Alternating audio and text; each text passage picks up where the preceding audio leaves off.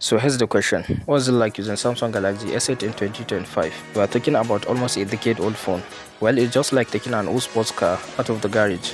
Still stylish, still powerful in short bursts, but you'll definitely feel the yes. Back in 2017, this was the phone that earned hits. The first big infinity display, curved edges, no home button. Samsung made this thing look like the future, but now it's 2025 and I wanted to see if this old legend still has some life left in it. Let's start with the performance, and honestly, it's not bad. Apps still open pretty quickly, scrolling through socials feels smooth, and you can even game a little. I tested a few apps, and while it's not excellent, it surprised me. But here's the catch, it gets hot, really hot. I'm talking the kind of hot where you start thinking, is this safe? So yeah, it runs, but you'll definitely feel the heat.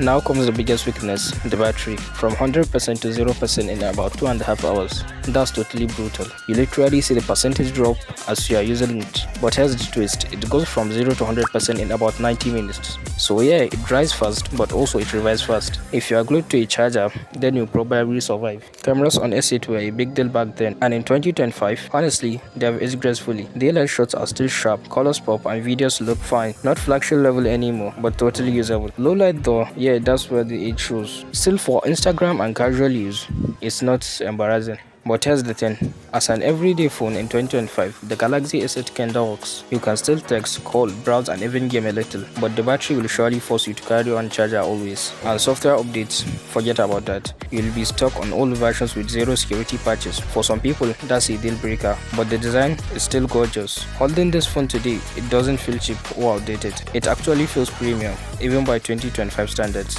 So here's my honest take. Using S8 in 2025 is fun, but only as a side phone. It's nostalgic, it's stylish, and it will surprise you with how capable it still is. But as a daily driver, nope. The battery and heat issues kill the dream pretty quickly. The Galaxy S8 in 2025 is like that classic car. Fun to take for a spin, not practical for everyday driving. Will I daily use it? Not unless I had no choice. But is it still worth picking up as a side phone? Definitely. And if you like this throwback test, you'll love the next one. I've tested the iPhone 5s in 2025. It will surprise you. Tap on the video right here and I will show you how this tiny phone still works today.